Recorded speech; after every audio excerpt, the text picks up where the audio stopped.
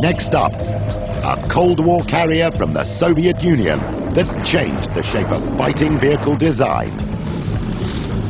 The Soviet Bronovaya Mashina Piakhota BMP-1. Manufacturer Kurgan Mashovat, JSC. Power plant UTD 300 horsepower diesel engine. Max speed 63 kilometers per hour. Carrying capacity 3 crew and 8 troops. Armor 3.3 centimeters. Armament: 1 73mm cannon, 1 7.62mm machine gun. Range 600 kilometers. During the mid-1960s, at the height of the Cold War arms race, the Soviet Union introduced the Bronovaya Mashina Piakhota, or BMP-1. The BMP-1 represented a conceptual shift from armored personnel carrier to infantry fighting vehicle.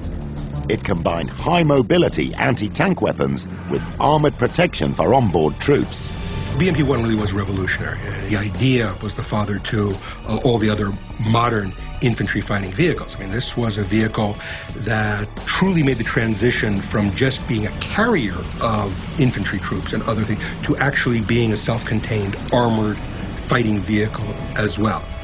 And it was designed with one particularly revolutionary feature.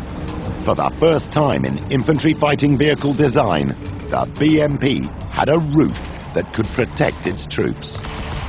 As soon as it was revealed in 1967, the BMP sent shivers of fear through the Western Allies. It was the nightmare of every NATO commander in Northwest Europe to have thousands of these vehicles full of Warsaw Pact soldiers coming at them, because they would be difficult to engage the infantry. So yes, I think in overall terms, this was a milestone vehicle.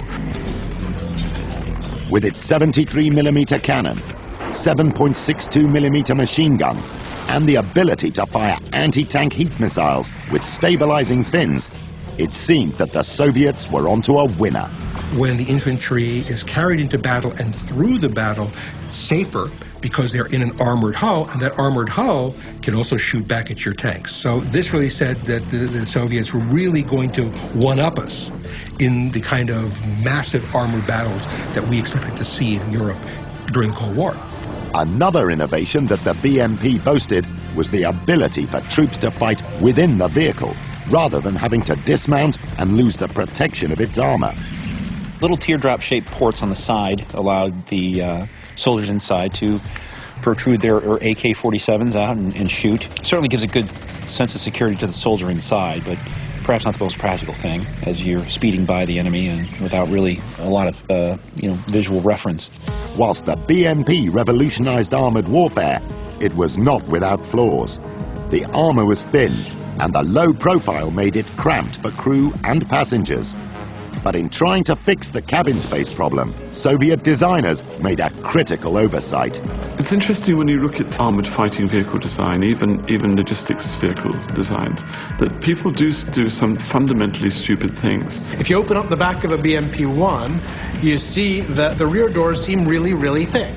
And you wonder, wow, is that some kind of super thick armor meant to protect the guys inside? No, it's a fuel tank. And if a BMP takes a round up the backside, in particular if it takes an incendiary round up the backside, everybody inside is showered with burning fuel and everybody dies. The BMP-1's vulnerability was laid bare by the serious losses suffered by the Egyptian and Syrian forces using it in the Arab-Israeli conflict of October 1973. Its successor, the BMP-2, has seen combat in many major hotspots, used by both the Taliban in Afghanistan and Saddam Hussein's forces in Iraq. It's not known exactly how many BMPs were built, but it's probably in the tens of thousands. So it scores high for production rating, as it does for service length. It also earns good marks for mobility and carrying capability. Its innovation score is down due to some basic design flaws, but the BMP is still strong enough to earn a solid 6th place on our list.